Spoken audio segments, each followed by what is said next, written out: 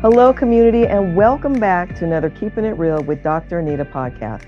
I am your host, Dr. Anita Polite Wilson, C-Suite Trusted Advisor, Board Director, and Team Dynamics Consultant, preparing businesses to strategically navigate culture, complexity, and change.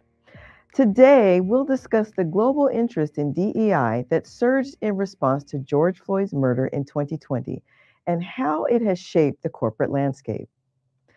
The murder of George Floyd on May 25, 2020, was a watershed moment that sparked a global movement for racial justice and brought unprecedented attention to diversity, equity, inclusion, or DEI issues.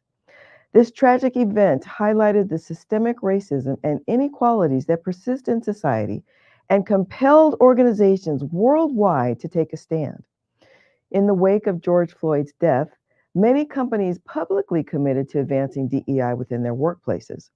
According to a survey by Glassdoor, 76% of employees and job seekers reported that a diverse workforce is an important factor when evaluating companies and job offers.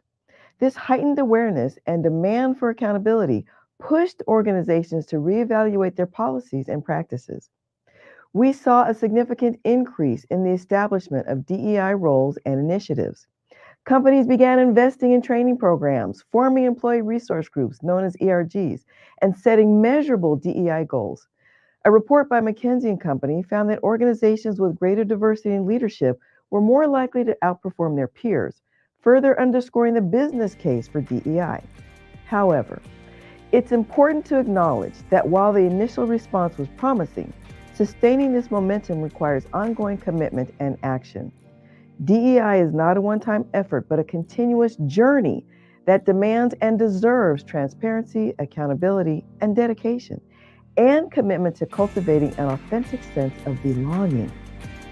Next week, we'll explore how, over the past 4 years, some companies have engaged in performative diversity efforts rather than doing the real work of inclusion and belonging.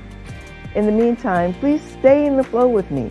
Follow, like, and overshare this podcast with your network by reposting and adding your own comments and insights. Until next time, this is Dr. Anita reminding you to stay blessed and keep it real.